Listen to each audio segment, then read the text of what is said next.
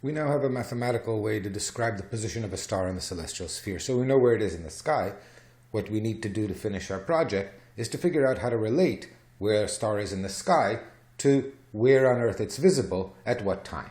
And so let's understand exactly what this translation process is so we can make our next move.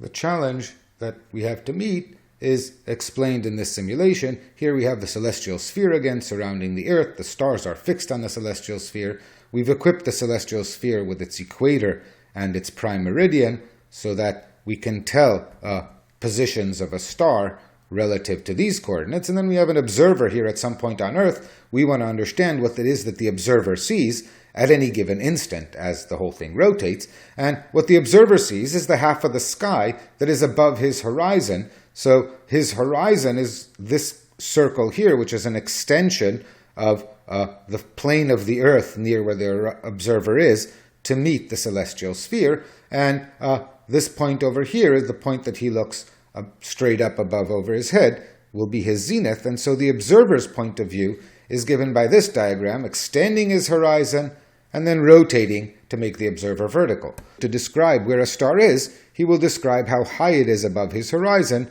That's called the star's altitude. Here's a star at an altitude of 30 degrees, and here's a star at an altitude of 43 degrees. And very often we will express the same aspect of a star's position in the sky by giving instead its angular distance from the zenith. This is called the zenith angle, which is simply 90 degrees minus altitude. Once you've given either the altitude or the zenith angle, you've parameterized essentially a line of constant latitude, and we need an analog of longitude.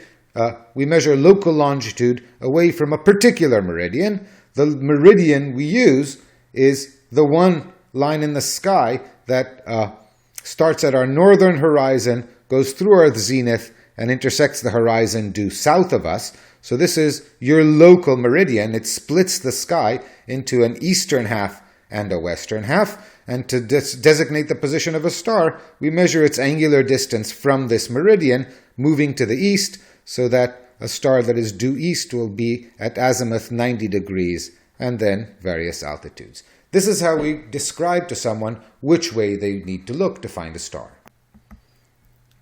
Summarizing again our coordinates in our local view, we measure the position of a star by giving either its altitude above the horizon or its angular distance from the zenith. These two add up to 90 degrees. And its azimuth, the angle from north, measuring east from 0 to 360 degrees. And then we add our special points. The zenith, the point directly overhead, at altitude equal 90 degrees, or zenith angle equal to 0 degrees. And the zenith has no azimuth in the same way that the North Pole has no well-defined longitude.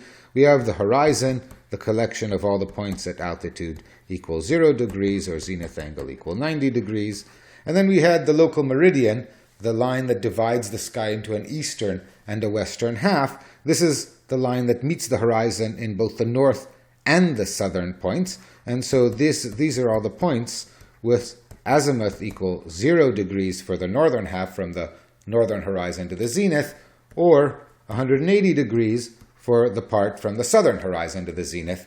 That is the local meridian. These are all the stars that are neither east nor west of us. Now, what we need to understand is how to translate positions on the celestial sphere in the celestial sphere coordinates to positions in the sky in this altitude and azimuth coordinate system. And so here we have our little Earth inside a large celestial sphere. Remember, the celestial sphere should be huge.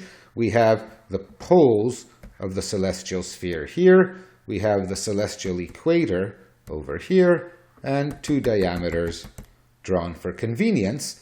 And so we will place our observer over here at some particular latitude. And this observer will come with a horizon, a half of the sky that he is able to see. And we've drawn this before. This is the line. Notice that it should go through the center of the celestial sphere because the celestial sphere is so large. And therefore, this is the visible half of the sky. This is the two-dimensional version of what we did before in 3 dimensions. And what this makes clear is, if you look at the geometry for a moment, then this angle determining the latitude, the angle between this diameter and this line, well, this line is vertical, so perpendicular to the horizon.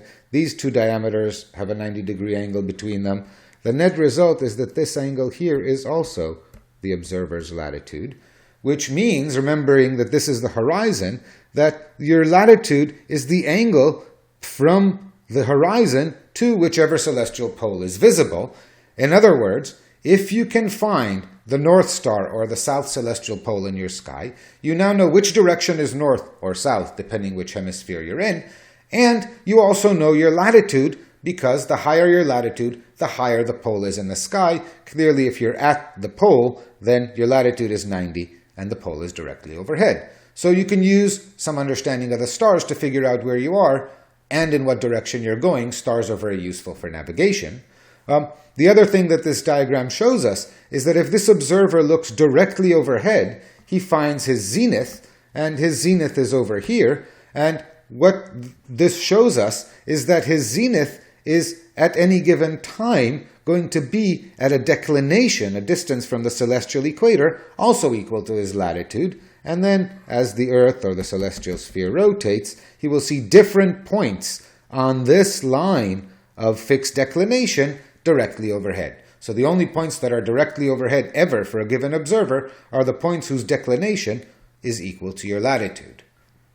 Here we have our favorite view of the sky in Athens again, and in addition to the green celestial grid that I drew before, centered on the North Celestial Pole, I've drawn in red our local altitude and azimuth grid, and so we see our zenith directly overhead.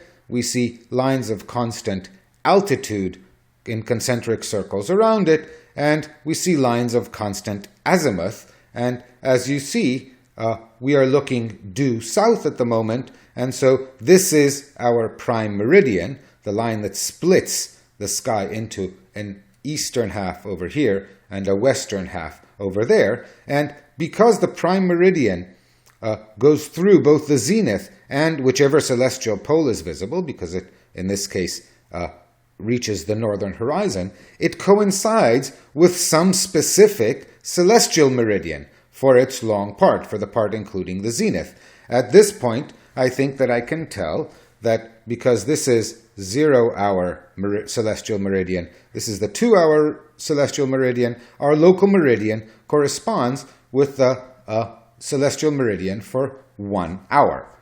And when I allow time to elapse, then as we saw, the green grid on which the stars are fixed will move from east to west, rotating about the celestial pole. The red grid, which is fixed to us, will appear to us to be stationary. So as time goes by, the celestial lines of celestial meridians will move to the east, and whereas the lines of fixed azimuth will not, so that if our local meridian corresponded previously to the meridian for 1 hour of right ascension, now we have 2 hours of right ascension overhead, 3 hours, and so on and so forth.